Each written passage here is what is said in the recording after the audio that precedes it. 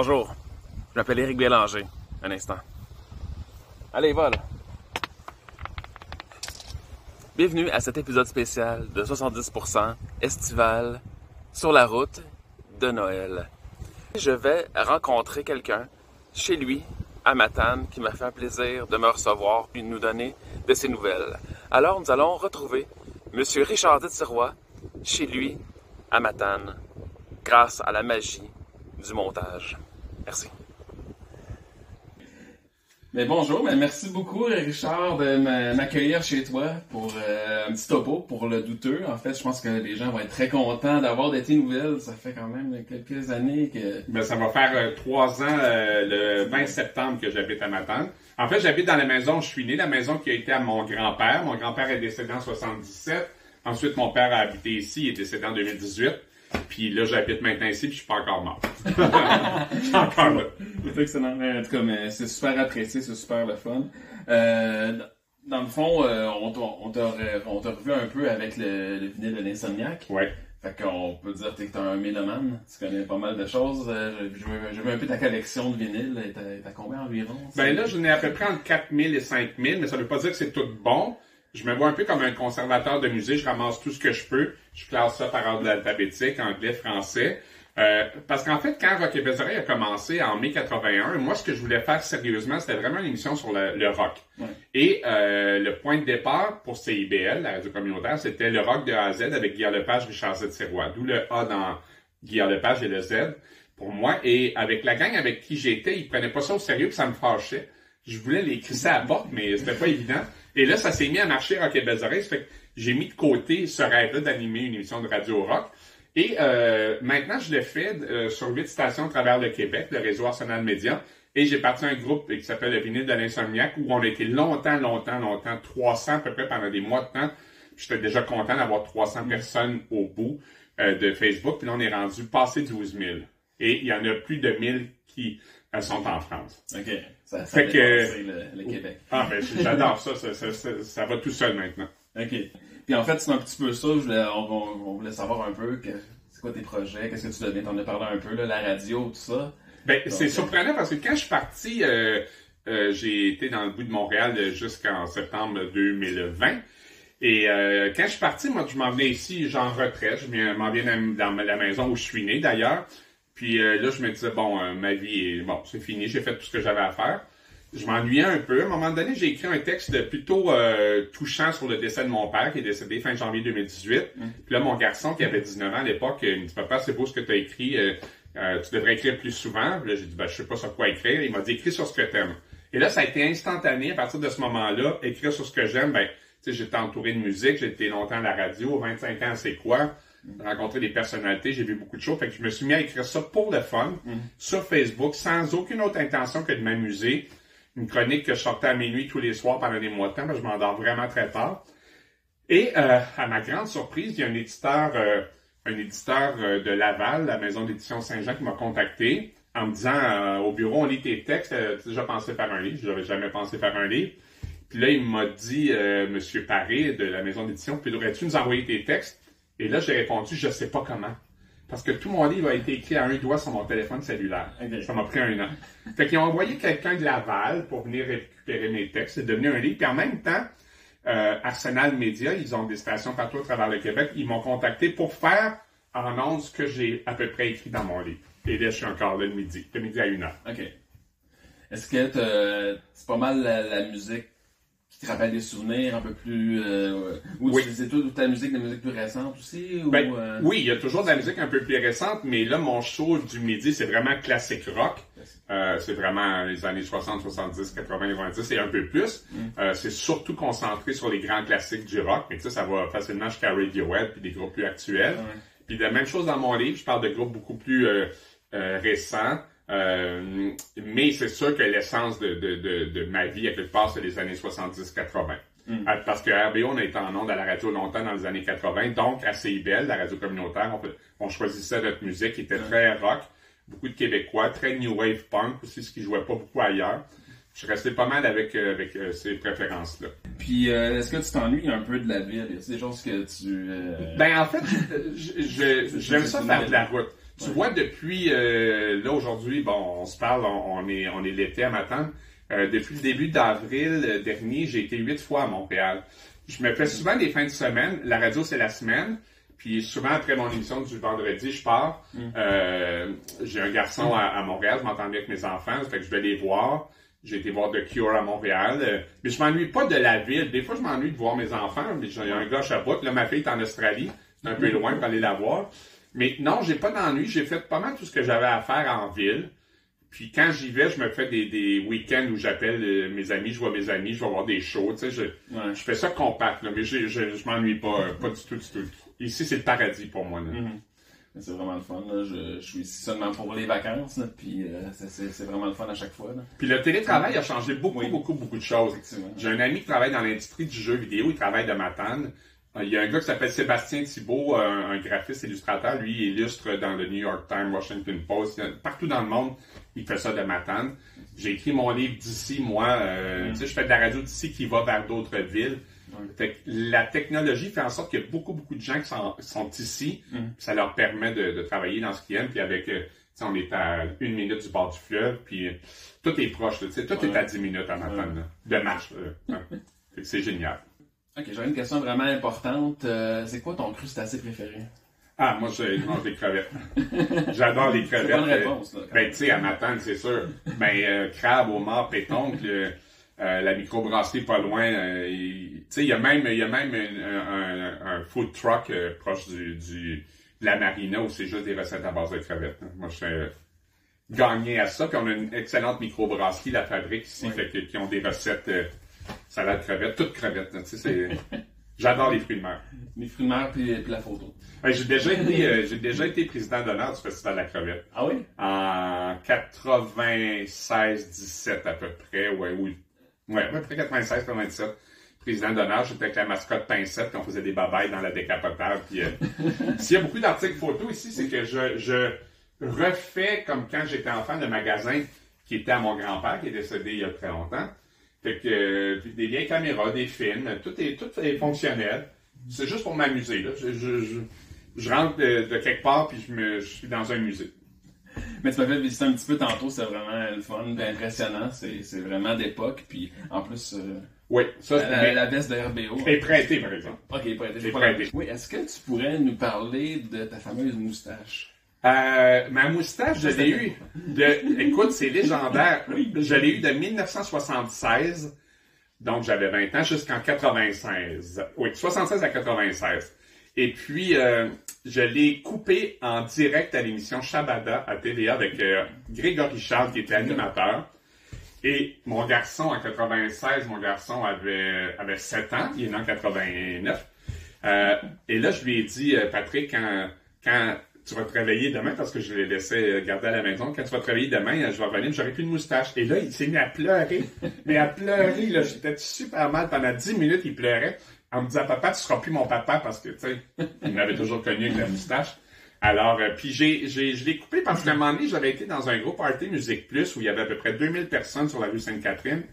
Et là, je me tourne autour, je regarde, puis j'étais le seul avec une moustache.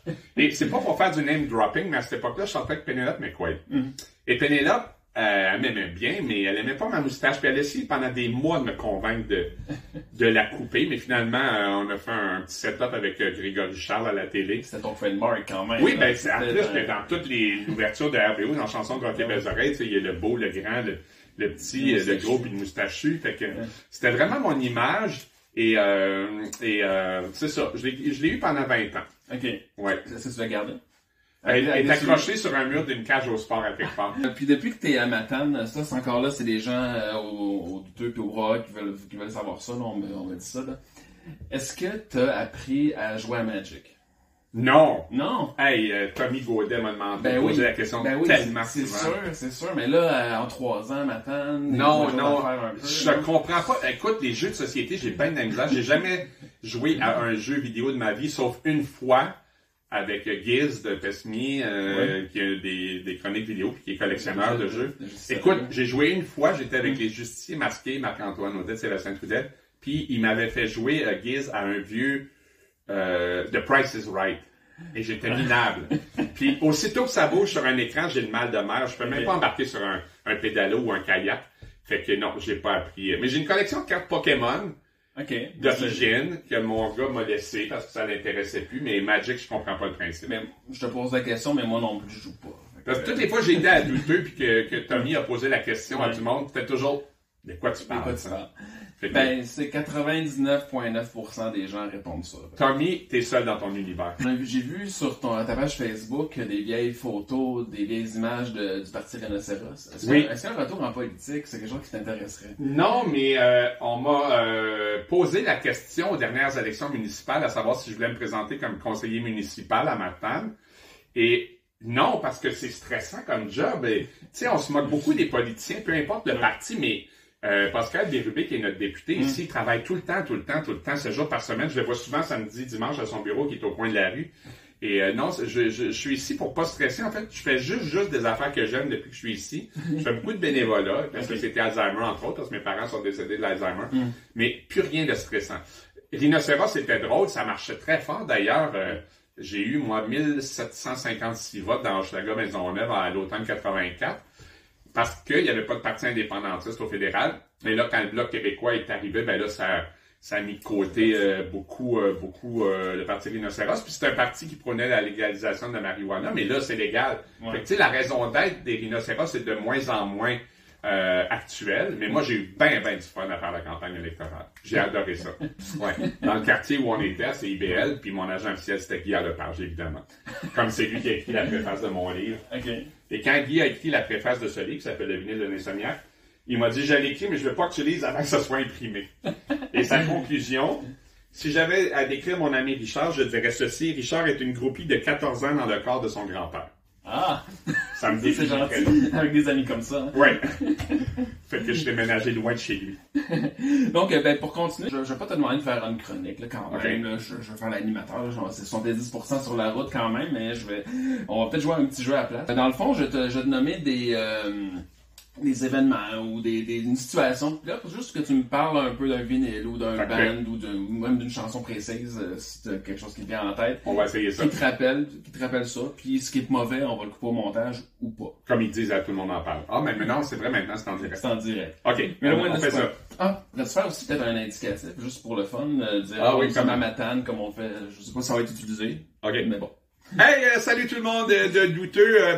C'est Richard Z. Sirois. Je suis présentement à Matane. Je m'ennuie de vous, puis un moment donné, un lundi, j'irai vous voir. Yeah, merci. Avec plaisir. Qu'est-ce qui t'inspirait pour justement une soirée douteuse? As-tu un album quelque chose qui est un peu weird, qui est un peu un peu champ à gauche? Il y a un album hallucinant.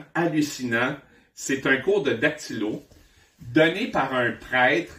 J'irai le chercher tantôt. C'est l'affaire la plus psychotronique de l'univers. Un cours de dactylo par un monsieur qui roule ses airs. Du début à la fin, on entend même la petite cloche des vieilles dactylos. Comment placer ses doigts. Et c'est plus drôle que n'importe quel sketch de RBO ou de Paul et Paul ou de Ding et Dong des frères Bros, de peu importe. Et j'en ai parlé à MC Gilles, qui est notre gourou à tous, collectionneur de vinyle, puis lui aussi, c'est un de ses plus psychotroniques. Le cours de dactylo du prêtre, là, c'est... Mon frère, qui est à Paris, vient aux 2 ans, à Matane, puis c'est un collectionneur de vinyle, puis la dernière fois qu'il est venu l'été passé, il m'a dit « Fais-moi écouter quelque chose de nouveau dans ta collection. » J'ai mis ça, le cours de dactylo, et il riait tellement que j'étais sûr qu'il allait faire une crise cardiaque. J'étais sûr. J'ai dit « Mon frère va mourir. » Là, il riait. Fait que c'est sûr que ce serait ça. OK. Ouais. Bon, ça en a peut-être faudrait écouter un petit bout à un moment donné. Tantôt, je vais te montrer. OK, parfait. Pour un road trip autour de la Gaspésie. Ben, ça prend du rock. Si tu veux rester réveillé, parce que des fois, quand, tu sais, j'aime bien du Offenbach, ça, j'aime ça, Vilain Pingouin, les colocs. Si tu veux quelque chose de plus mollo, c'est sûr que Harmonium, ça fait toujours la job. N'importe quoi de Pink Floyd au coucher de soleil, mais moi, en 2018, j'ai scrappé mon auto. J'écoutais The Wall de Pink Floyd, j'ai frappé 2 chevreuils à Montjoly. Auto perte totale. Mais c'est un beau souvenir parce que ça m'a fait une couple de chapitres dans mon livre. Mais j'ai scrappé ma voiture en écoutant Pink Floyd. Mais tu sais, tout ce qui est classique rock, le Springsteen, ça s'écoute bien. Tu sais, la musique. Les Doobie Brothers, c'est excellent. Doobie Brothers, Eagles, des groupes de chars. OK. Puis Offenbach, toujours un classique. Plume, bien sûr. Puis dans un char, mais dans un autre contexte, par exemple à Montréal, dans les réparations, là, dans le trafic. Je stresse tout le temps. Dans la vie, je te dirais que je suis pas mal toujours zen. J'ai toujours la même morale. Je suis toujours pareil, moi, 12 mois par année, 7 jours par semaine. Puis j'aime ça, quand je vais voir mes enfants à Montréal, je regarde la météo. Une journée comme aujourd'hui, c'est extraordinaire. Je prends la route, je suis zen pendant 6 heures. Quand j'arrive à la 30 et la 20, je capote. Et la première fois que j'ai été voir mon garçon qui est dans Villeray, sur Saint-Dominique, coin Beaubien, proche, là, une demi-heure de temps à tourner en rond, pas de parking. Et là, moi qui étais parti de matin très zen, là, j'appelle mon gars, dans quel hostie de calice, de tabarnak, de crise de quartier, de merde. Je m'excuse. Tu mettras des non, on va les garder. Puis, tu sais, le trafic, ça me rend dingue. Ouais. Mais là, je baisse le son parce qu'il faut que je me concentre pour trouver une place de stationnement. Et là, mon gars m'avait dit, papa, mets-toi en double, je connais un peu le quartier. Lui, ça fait 10 ans qu'il est là. Fait que, non, mais ça me rend hystérique. Puis t'écoutes rien. T'écoutes Non, faut que je baisse le son parce que je pogne les nerfs. C'est sûr que je pogne les nerfs. C'est sûr. C'est bon. Puis, mettons, pour une soirée romantique, pour scorer, là, tu dis. Scorer. T'as le goût de scorer, là. J'aime beaucoup une artiste qui s'appelle Julie Cruz, qui a fait la musique de Twin Peaks, la série. Okay. J'aime beaucoup Portishead. Ça, j'adore ça. Portishead, j'aime beaucoup Roxy Music, l'album Avalon, qui est vraiment excellent. Ça, je te dirais Portishead. Tu vois, c'est pas mal des années 90. Roxy Music, Julie Cruz. C'est moins connu, mais c'est très planant, là. Tu sais, c'est très... Mais le problème avec des vinyles, c'est que faut que tu te lèves. Moi, ma table tournante, le bras, il a pas tout seul, tu sais. Fait que faut que tu te lèves aux 15-20 minutes pour... ça peut couper le moment présent. C'est pas comme les MP3, tu te fais ça. C'est ça. Tu sais, en CD, ça s'arrête tout seul, mais ma table tournante, elle s'arrête pas tout seul. Mais ça, je te dirais que c'est pas mal la musique que j'écouterais. Puis pour domper quelqu'un? Oh, tabarnouche! Et ça, c'est une... Écoute, moi, j'étais... ma première peine d'amour, à peu près autour de 77, 78. Tu sais, je sentais que ça allait mal avec ma copine de l'époque, puis je rentre chez elle dans son appart au coin de Garnier-Mont-Royal, et je chantais encore avec elle, puis on tripait tous les deux sur Supertramp, l'album Even in the Quietest Moments, le piano dans la neige, là. Et à la fin de l'album, on sortait plus ensemble. Ah, ok. Fait que je me suis comme un peu fait domper sur Supertramp. Et pendant à peu près 30 ans, j'ai pas été capable d'écouter cet album-là. Pour te dire comment ça m'avait marqué. Ouais, ça t'avait... Ouais. Mais moi, j'ai pas le temps de domper quelqu'un, on me dompe avant. Bon, une petite le fun. Pour un convoi de camionneurs. Oh, genre la liberté, le convoi de la liberté. Okay. Je suis tellement pas dans cette mouvance-là. C'est sûr que c'est de la musique de Redneck. C'est qui dans les Redneck? Ted Nugent, je pense. Il y en a une couple d'artistes qui sont... C'est liberté dans le titre, c'est bon, là. Ouais, il y a une couple d'artistes qui sont plutôt de droite. Kid Rock et Ted Nugent, je pense. Mais je suis vraiment pas dans cette mouvance-là. J'ai plein d'amis truckers qui sont super, qui sont pas de droite pantoute, mais il y en a quelques-uns qui ont monopolisé le mouvement des truckers à un moment donné. Ouais, ça, on en parle beaucoup. Une petite dernière. Mettons pour quelqu'un qui a une crise existentielle, crise de quarantaine, crise de cinquantaine, y a-t-il quelque chose qui te... Ben, tu sais, il y a de la musique planante qui te font réfléchir. Tu sais, le 20 minutes de Echoes de Pink Floyd sur l'album Meddle, là. Tu sais, c'est dans l'espace, c'est comme 2000 ans au-dessus de l'espace, là. Tu sais, ça, c'est de la musique plutôt planante qui te fait poser bien les questions, tu sais. Mais tu sais, la musique, ça exacerbe ton état d'esprit. C'est-à-dire, si t'es bien de bonne humeur, de bonne humeur, à peu près n'importe quoi va juste contribuer à... Mais tu sais, si t'es triste, t'es en peine d'amour, ça va mal, on dirait que tu vas aller chercher le côté négatif puis triste de toutes les chansons que t'écoutes, tu sais. Fait que la musique a un peu ce pouvoir-là de... Puis d'ailleurs, tu sais, à partir du livre que j'ai écrit sur mes souvenirs qui ont marqué ma vie puis mes vinyles qui ont marqué ma vie, tout le monde me dit, ben moi aussi, premier French Kiss ou première peine d'amour, accident d'auto, décès de mes parents. On a toujours ou très souvent une musique associée à ça. Ouais. Qu'est-ce qui jouait à ce moment-là? Qu'est-ce qui était populaire à ce moment-là? Exact. Ouais. Exactement ça. Okay. Ah, ben, super. Ben, merci beaucoup. Puis, ben, ça fait plaisir. Merci beaucoup, c'est très agréable. Puis le vinyle... ben, c'est ça. Le vinyle de l'Insomniac. Il en reste quelques centaines de copies à vendre. Il y en avait 7000 d'imprimés. Il y en a plus que 5000 de vendus. Je pense qu'à Noël, on va avoir pas mal fini de Ah merde, j'ai un billet de loterie, Hey, je l'ai même pas gratté. Je te niaise pas, je l'ai pas gratté. Bon, ben, j'aurais servi à quelque chose. Le Ma gros visite aurait servi à quelque chose. Un gagnant à vie, 4$, je l'ai pas gratté. Bon, ben, on va écouter, là, on va voir si t'as gagné ou pas. Dans un prochain épisode, peut-être. Peut-être, oui. Donc, merci beaucoup. Ça fait plaisir. Salut.